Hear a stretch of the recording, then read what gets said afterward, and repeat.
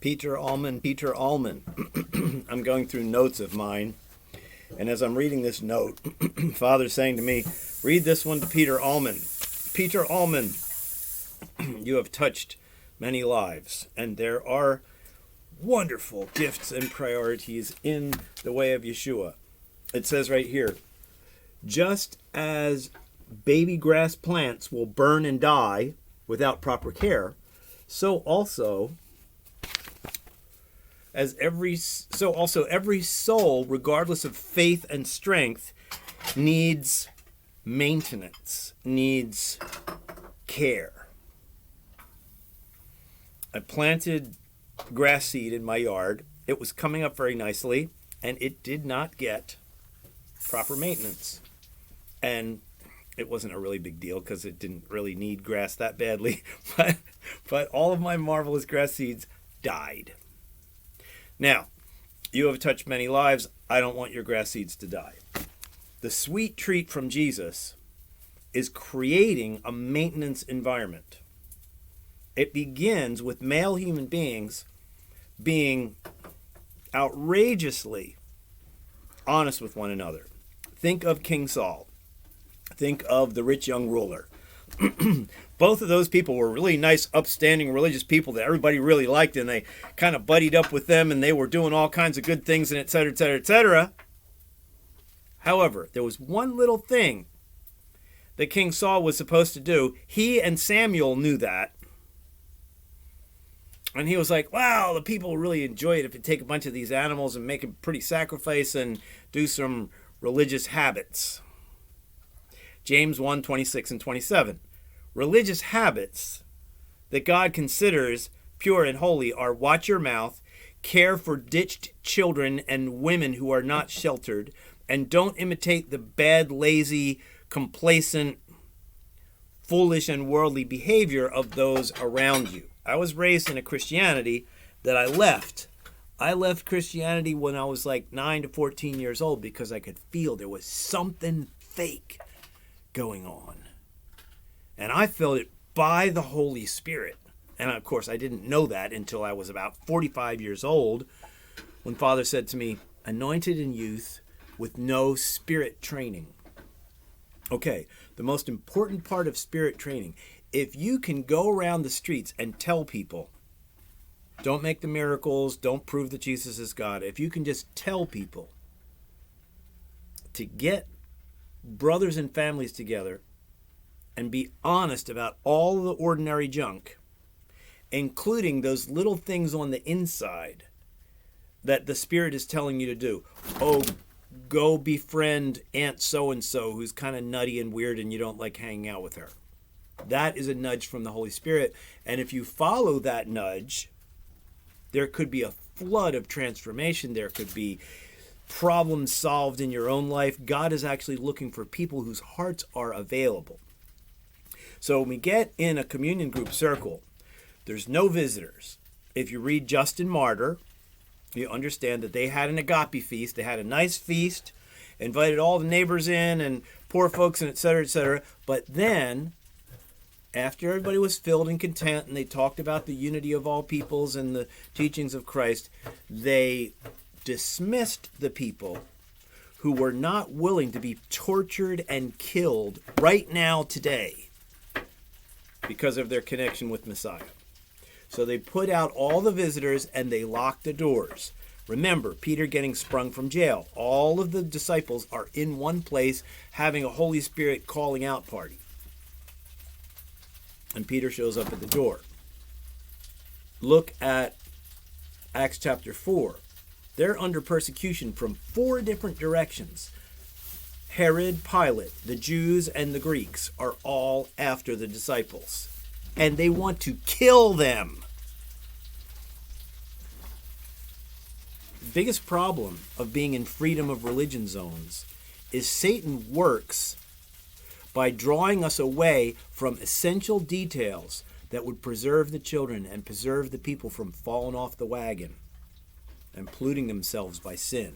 So if you set up a movement that starts out as the family honesty movement And then you add miracles and signs and proofs of Jesus and et cetera, like that to that movement. Then you are creating a maintenance environment, which is harder to create than a miracle. Roland Baker has this wonderful quote. He's like, miracles are easy because they come right from God's Spirit, but righteousness is almost impossible. Just as baby grass plants will burn and die without proper care, so also every soul, regardless of faith and strength, needs the sweet treat from Jesus, the honesty meal family, regular maintenance. I was raised and surrounded by Jesus followers who never taught regular heart-sharing times in a family setting. They never taught regular cheerful honesty about callings and common sins with communion in homes and a cluster of families. Even my favorite teachers, Smith Wigglesworth, Derek Prince, Charles Spurgeon, lots and lots of people around the world, even you, and even Roland Baker, I never hear people saying, remember, true ecclesia, true church is in the home, behind closed doors, with people sharing their standard little hidden troubles. Most importantly, those nudges, those little nudges that you get from the Holy Spirit. And a lot of times they're going to be emotionally difficult. If Jesus was called to a cross and the worst kind of torture known to humankind, you might be called to some emotionally difficult things that your friends and your women and stuff, oh, well, God wouldn't need you to do that. Oh, that's kind of religious. That's kind of, that's kind of legalistic. There's all these little slander terms that Satan and the demons make up to throw at simple, peaceable, righteous behavior. So, as I was reading this, Father was saying, throw this at Peter. Give him a challenge to run with this thing. Start the family home honesty cluster. When Jesus says, do you know about the minyan, M-I-N-Y-A-N, the minyan? When Jesus was a kid, I grew up with two parents that were seminary students. So, I was steeped in this stuff and I didn't care about it because I could tell that the leaders were fakers and the gatherings were like happy little clubs that weren't any different than the people on the street. I mean, my tough guy punk motorcycle club in New York City was actually closer and kinder and more discerning interactively as friends and family than most of the churches that I've been to. Open-hearted, real. Anyhow, tangent. So, he said, share this with Peter. What else is on here? It says, begin the true ecclesia, the true honorable ruling bodies of people. We are a servant royalty. Begin by creating a group of people who are confident in the Holy Spirit until death ends our service to friend Yeshua. Admitting faults in a cluster of families. One of the interesting, tricky things that Satan wants to do is imply that we become sinless when we get baptized. I mean, in James it says, if you know the good that you could do and you don't do it, you're sinning. And that's a higher echelon of sin. Here's the people in the world. When they get baptized, their sins actually jump up into a higher zone.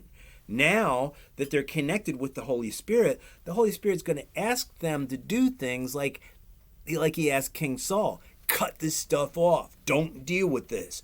Do these things that are uncomfortable in your little club. And like the rich young ruler, get rid of all your stuff and follow after the man of God. And attach to him. Be connected with him. So there's things that the Holy Spirit is going to ask you to do. If you don't do them, you're sinning, okay? You're not rushing overtly towards, I want to sin and party and be sick and weird and twisted and et cetera, et cetera. You're not chasing after those things anymore. You've immersed yourself in the Jesus teaching and in the waters that wash away your sins. But there's two parts to salvation. Look up a very important YouTube. what the early Christians believed about salvation. In that, you will learn that there are count them, two parts to salvation. If you don't know the two parts, look it up. What the early Christians believed about salvation, YouTube, scroll publishing. Simple information from the early Christians, what they taught consistently, right from Jesus all the time, what the concept of being saved is. It is a moment of conviction and decision, and it is a dedication to a lifestyle that has many details in it that most of the Christianity around here have just brushed off. It's like, oh, we don't do that, and we don't do this, and we don't. Well, yeah, God wouldn't make you do that, and we don't do this, and we don't do that, and we don't do this, and we don't do that. Well, if those things were all absolutely in place for 300 years, and you can find out these things through the internet, we're in some deep doo-doo if we're just ignoring. I mean, God has said the library that's available on the internet is a judgment against all of you. If you're not interested on what the bottom line is on certain details, if you don't choose to look and find, it's going to be a judgment against you. So anyhow, Peter, I enjoy you, and the pathway of your life is a public issue. You know, you're a public figure, and I'm just sending you this because if you were in my neighborhood, I'd be spending more time with you. So peace be with you, and glory, glory. Acts 9, verse 31. Acts 9:31. What does that say? Acts 9:31. You know what it says? It says that they continued in the fear of the Lord and in the comfort of the Holy Spirit. Two things. Fear and comfort. The fear of the Lord is actually not being afraid of God, because God is good. God is the loving kindness. It's being afraid of disregarding the instructions of Adonai, which will leave you out in the cold. King Saul was left out in the cold. The rich young ruler was left out in the cold. If you disregard Adonai's teaching, you should be afraid, and you should look around you at the consequences of disobedience.